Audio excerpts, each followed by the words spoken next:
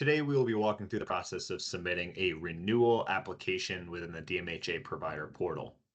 This means that the application we will be submitting has been created and approved in the past, and we now need to submit that application again to renew our credential. The first step in doing so is logging into the DMHA provider portal. You can verify that you've successfully logged in by identifying your name at the top right of the screen. Once you've successfully logged in, you're going to want to locate the Applications tab at the top left of the screen, click once, and select Apply. Since you have submitted an application in the past, all of the provider information that was entered historically will pre-fill and display on this page here.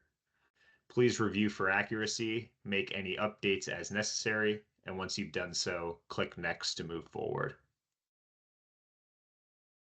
Similar to the last page, since you've submitted an application in the past, you've also entered provider address information. This information can also be updated as necessary, so please review, make any updates as appropriate, and click Next to continue.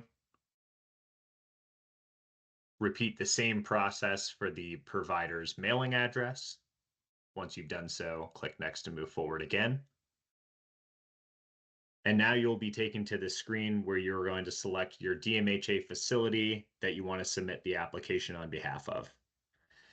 As a reminder, the facilities that will display on this page are all facilities that are associated with the provider account you are logged in as.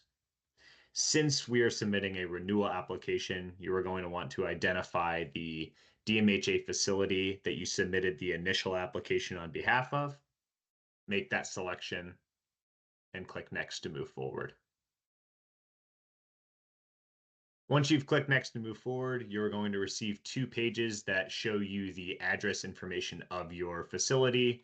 This first page is going to show the physical address information. Please review and click Next when you're ready to move forward. The next page is going to display the facility mailing address. Please do the same, review the information, and click Next when you're ready to move forward. And now you will be taken to the application selection screen. In this case, identify the application that you have submitted in the past and you're looking to renew. In this case, Addiction Services Outpatient is going to be the application that I plan on renewing, and select Next when you're ready to move forward.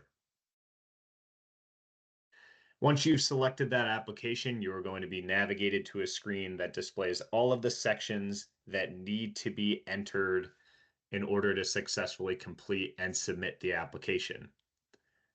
I'm going to click on the first section, which is Policies and Procedures, and select Next to move forward. Once I've selected Next, I'm going to see that I do have information populated within the policy and procedure body.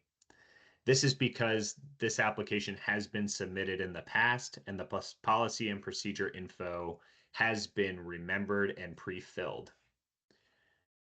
If the body has remained the same from the time I submitted the application initially to now, I can leave as is.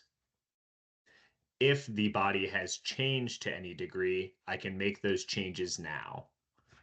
In this case, I will simply add some verbiage to the body, add a period, and those will be my updates. I will then look at the box down underneath that asks if it's a renewal to specify what, if any, changes have been made to the policy and procedure.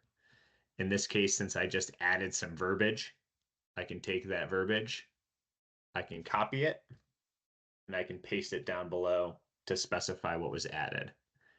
If I removed any information, for example, removing test, which I had entered prior, I can also comment below that I removed test from the body of the field.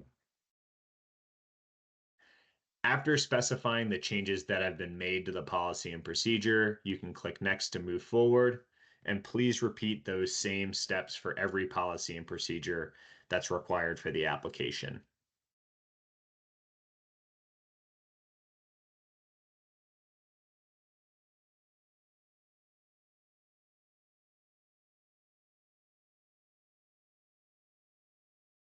Once you've had a chance to complete that section, please move to the next. In this case, we will be looking at direct service providers.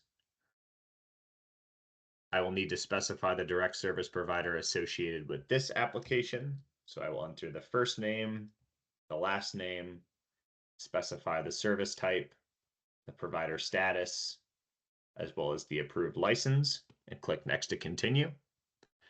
I will also need to specify the license number and the current license date of expiration. Once I've done so, I'll click Next to move forward again. The next page that will be displayed is a page that allows me to upload the DSP license. This is an optional file upload, so I'm going to opt not to upload in this instance and click Next. I'll receive a message saying that I haven't uploaded any files, which is expected, and I will click Next to proceed. If I wish to create another direct service provider, I can select yes and do so. In this instance, I am not going to create another, so I will select no and click Next to move forward. The third section that I will need to complete is the contact rules section, so I'll select that and click Next.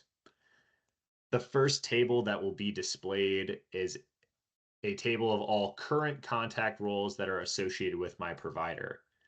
Since I have submitted this application in the past, I have created all the contact roles necessary for the application. That is why you will see all the contact roles displayed down below.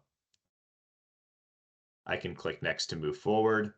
This next table is going to show me all of the contact roles required for the application, which, as I just stated, I currently possess because I've submitted this application in the past. I'll click Next again. And since those contact roles currently exist, I will select the contact role and click Next for each of these.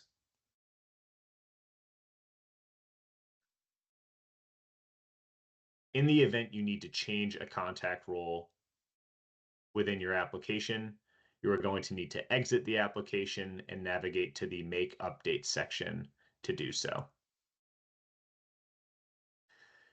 Once I've successfully added all of my contact roles to the application, I'm going to complete the last section, which is Facility Application Documents. I'll select the section, click Next to move forward, identify all the documents that are needed, and proceed to provide documents. Even though I have submitted documents in the past, on my prior application, they will not be retained and new documentation will need to be submitted this go round. For optional file uploads, I'm going to opt not to attach files just for the sake of time. Once I've provided all of my attachments, I will receive a table that shows me the attachments I've provided, as well as the attachments that I have not provided. I will click Next once done. And since that was the final section of the application, I'm finally ready to complete my application. I will specify yes that I'm ready to complete. Click Next. I will read the attestations. Once I affirm the statements and declarations are true, I will check this box, provide my signature, click Next, and officially submit my application.